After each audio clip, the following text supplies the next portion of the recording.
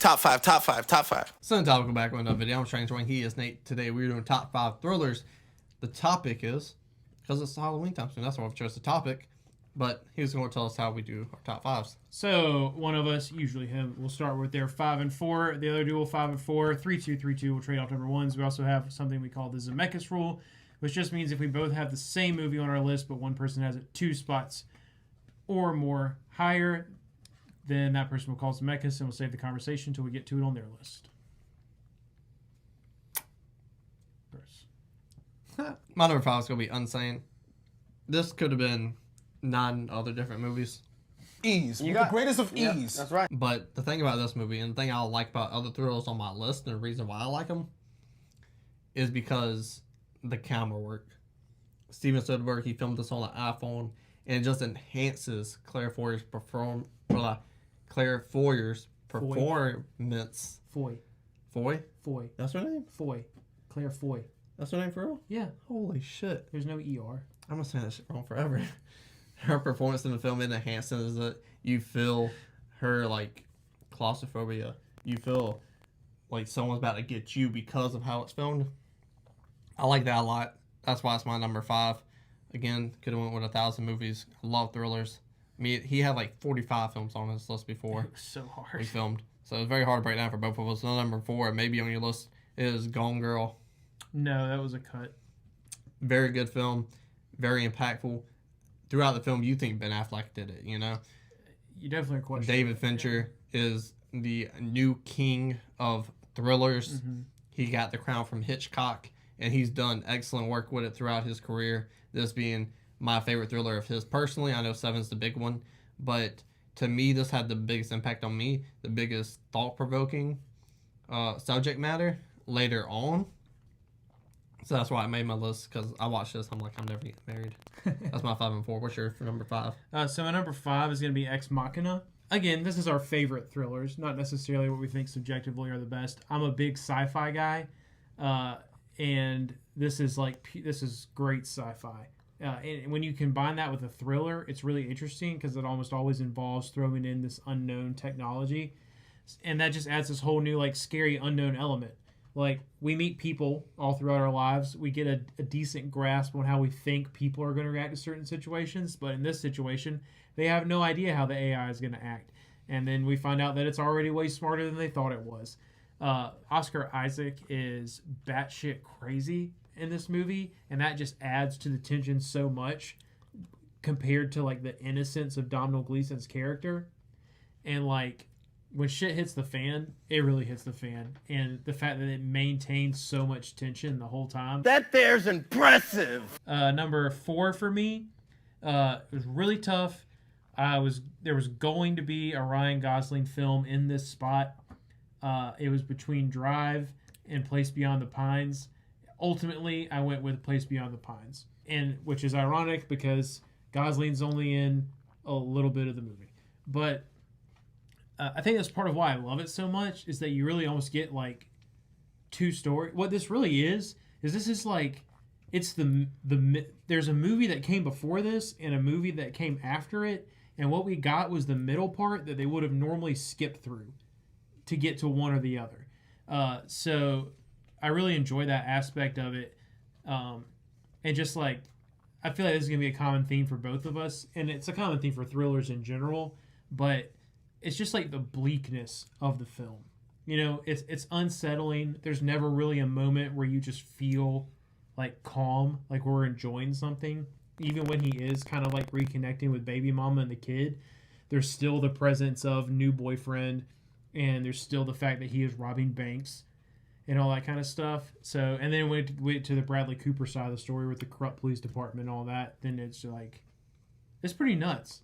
And, like, I feel like the climax of the film is almost in the middle of the movie, and that's rare, and I really enjoy that. You dig? My number 3, I hope it's on your list. It is a Vertigo. It's my number 2. Bro, Hitchcock. That guy's the GOAT. You have my favorite actor, James Stewart. That boy good! He's great. In a performance with multiple layers, you really have a clear-cut, long, investing story arc with his character. That's fantastic. The story itself has so much layers to it. You have a love story mixed with almost like a ghost supernatural vibe, Right. with a thriller overarching element to it, Mm-hmm. And Hitchcock, he just does it the best, everything placement wise is for a reason. So it's incredible.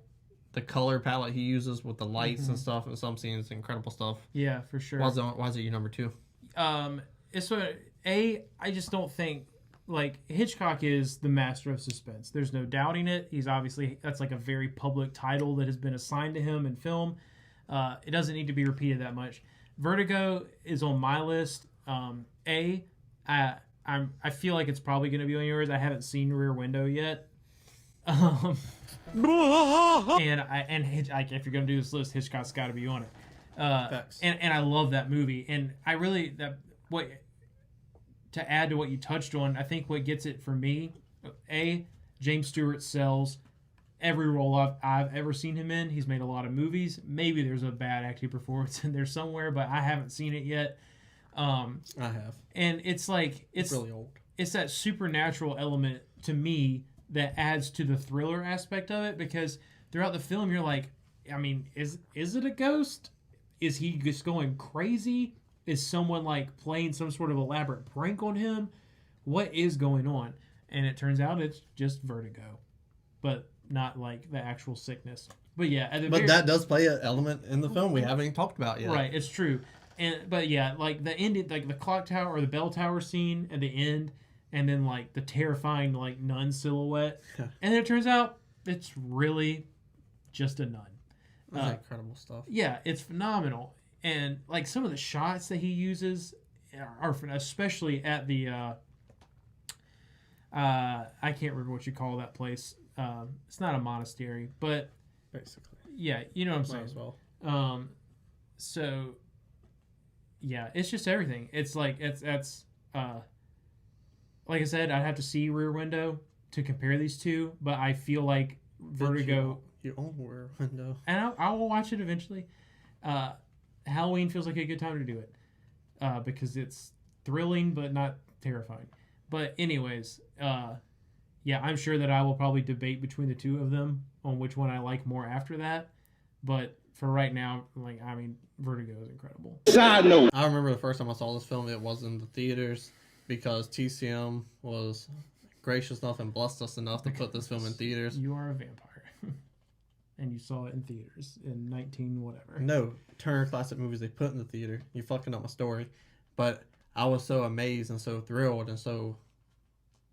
Like, he manipulated the fuck out of me, and I enjoyed movies like that. I enjoyed this movie, obviously, very much. Yeah. And as soon as I got out of the theater, I was like, hey, this movie's playing again Sunday. I saw it on a Friday. I called him as soon as I got out of the theater. You need to see this fucking movie. We both saw this movie in theaters, and the second time I watched it, same amount of investment.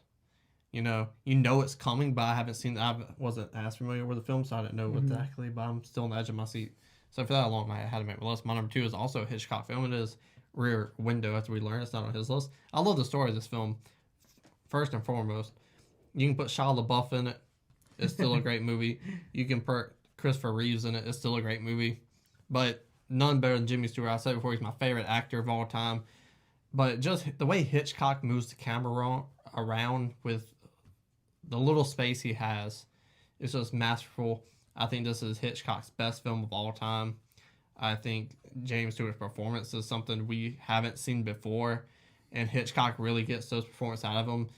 Like, when you think of James Stewart, you think of good old wholesome Mr. Smith Goes to Washington, He's kind of a prick to his girlfriend, And to take him on this roller coaster journey of being stuck in his house and how emotionally he grows from that with his relationships with everyone he has in the film, I think it's incredible. And that's not even talking about the thrilling part of it, about him looking out the window, witnessing a murder. He thinks, is he going crazy? Is he not? Big film, a big theme with James Stewart. Am I going crazy or am I not? I don't want to say too much because he hasn't seen it, but best film he's ever done. There's not one wasted second in this movie, and that's why it's so good, because you're on the edge of your seat for every second in this movie, because every second tells a part of the story, it adds a layer to it, Incredible stuff. What's your number? Didn't another movie come out either earlier this year, or maybe it hadn't come out because of the virus? I think it was called like Woman in the Window or something like that. Yeah. That's basically that too. Basically that. Yeah. Quit stealing Hitchcock's ideas. I don't know. Disturbia is really good. I fuck heavy with Disturbia. Nice. So my number 3 is going to be my Fincher for the list, and it is going to be Girl with the Dragon Tattoo. Again, it's just like the overall vibe. Like, just how dark this whole movie is. Even in scenes where it is in a little bit of daylight, it's so overcast and gloomy. So, like, getting to watch Rooney Mara and Daniel Craig kind of, like, go through what they go through to figure out what they have to figure out. The movie is just so tense. Like, it starts off tense with her, like, dealing with what she has to deal with that fucking social worker. So, like, it's just that overall vibe. It's never, I feel like you never get to breathe. And there's, like, very few moments of levity in the film. And it's like the whole time they're on the island, it's just like, I don't know what's going to happen, and I want to know what's going to happen. And to me, that's a good thriller, like when you just can't look away. Like it, and I watched it at home, and normally when I watch movies at home, it's really, really hard for me to not look at my phone while I'm watching them. And this was so, like, I didn't even want to touch my phone. Like, I needed to know what was going to happen. And so that's what really sells that for me. I think you could say that about really any of the movies that are on this list. But the performances combined with, like, Fincher's, like, just signature, like, darkness. A lot of films are dark. Nobody does like Fincher. No, definitely not. And you can feel his touch on that film, and I really appreciate that. And then my number 2 was Vertigo. My number 1 is one of my favorite films of all time, with one of my favorite actors of all time, one of your favorite actors of all time as well. I don't know what it is, but... It's Cape Fear. Oh, man, I didn't even think about Cape Fear. You love Gregory Peck. Yeah, I love... Fuck, I forgot his name. Robert Mitchum. Yeah. I don't love him that much, do I? Rob Mitchum. What a big, burly, like, you think of a intimidating man. Yeah. You know? But he has this, like, casual swagger to him and that character that makes you uneasy. Because there's some moments where you kind of like him. And you see where he's coming from, because Counselor Gregory Peck's like, this dude's a psycho. He's trying to kill me and my family. So he's trying to do anything he can. He sends goons to beat him up, stuff like that. Mm-hmm. You have these moments where you sympathize with the character, but then you realize, oh shit, he's a scumbag and he's trying to kill a fucking family. Yeah. So how it manipulates you scene from scene, like a tennis match, I think it's incredible. Right. I think it's incredible because the performances are that strong. Yeah. That it allows the director to do that with the story and the writing. Mm-hmm. So it's like a fucking, I don't know how clocks work, but I'm assuming all the gears, they turn perfectly to make the film go. Yeah. And this film's incredible. Yeah. It's a perfect movie. Yes, I said it. It really is. And even though it's not on my list because I'm stupid and forgot about it, I'm glad I you mean, admit to add, you make a great point. They're really, like, in the beginning, you really do kind of question, like, is he actually reformed? And that just adds to, like, how nuts that dude is. And second of all, remake with De Niro is not nearly as good as the original. Fuck that movie. Don't add us. I don't care. I'll argue that all day. The only thing that movie's got is tattoos.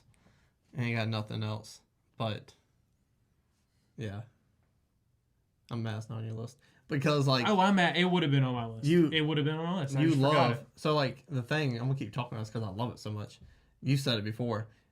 Or I said... we said it in another video before. When your most famous roles are, for Gregory Peck, Mockingbird, where you play a borderline fucking saint. Yeah.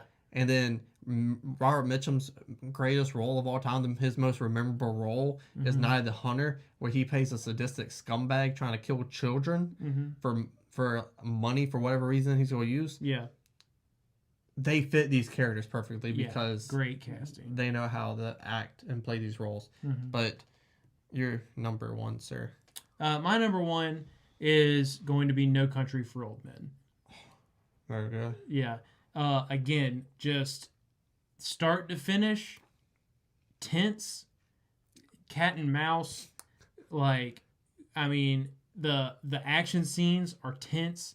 The conversations are tense. Like the inner conflict in Tommy Lee Jones's character is tense.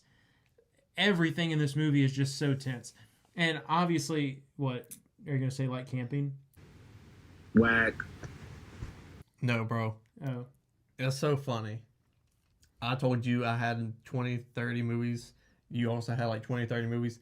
Neither of us thought about these number ones. oh, you didn't think about It No wasn't Country? even in my head. Yeah. It would have made my list. Yeah, I mean, obviously, everyone talks about the coin toss scene. It's not like we need to go on anymore about the coin toss scene. We all know how tense that is. But, like, to me, it's like what makes this so great and what elevates it above other thrillers is, just like, honestly, it's kind of comparable to Cape Fear in the sense that you have Tommy Lee Jones's deputy or sheriff or whatever he is, who is, for all intents and purposes, the wholesome embodiment of justice. Like, he doesn't care if Josh Brolin's character is a scumbag. This guy is running around and someone's trying to kill him, and I've got to save him. Like, not once does he talk about what's going to happen to Brolin if he catches him. His whole concern is keeping this psychopath from killing him. And then you have Javier Bardem's character, who is just the complete and total embodiment of unempathetic evil. He's Jaws. If Jaws was a human. Right. Like, no emotion. Literally just killer instinct. That's all he cares about. And where we end up with it is terrifying.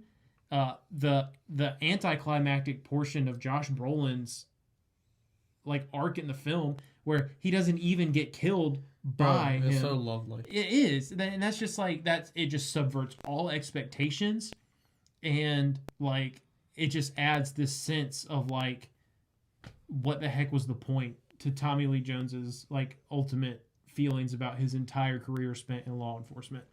And so it's like the themes and everything, that's what elevated it to my number one for me. It definitely has layers. Yeah. Since it would have been on my list, I'm gonna pull a you and talk about it with you as well. Go ahead. So obviously when we're talking about favorite scenes in the movie, obviously it's a coin toss. Like if you say what's the best golfer of all time, Tiger Woods will be the first name thrown out. Yeah. Let's get that out of the way. My favorite quotations scene in that film is the cops on the phone. They have arrested Javier Bardem, and he stands up. He's waiting behind them. All it is a guy on the phone and a guy standing behind him. There's so much tension in that scene because I'm sitting there, and even now on multiple rewatches, I'm like, do not hang up that fucking phone. Yeah. Because when he does, he kills a man, and it's terrible. But it's a film, and film is art, and there's just something so beautiful, and it's beautiful, and it's so uneasy because like he has this blank expression, the guy's moving around, and there's fucking peacefulness to it, but you're so unsettled because of him, and then his shoes making all these scratch marks on the ground from this God's eye view, so you see all his shoes moving because and it's just such a complicated scene, but it's so simplistic. Yeah. And for that to put you on the edge of your seat, like a lot of things do in this film, is incredible. It shows the range of the film and the filmmakers and the actors in the film. So. Yeah, for sure. And you talking about that just made me think of like the motel scene, where like he realizes that he literally walks in front of the door, Brolin's waiting, you're just waiting for him to open the door, and then he walks away and cuts the light off. So like he just thinks about that. He thought about the fact that he could see his shadow, like. That's incredibly thorough, and like that is one OP movie monster. Like it's incredible. Tell us down below in the comment section what's your favorite thriller. We could talk about this for hours. We really could. This is be pre-edited. We're at 20 minutes right now. So tell us down below in the comment section so we can talk more about thrillers. Scroll back up, hit the like button, share the video, and subscribe.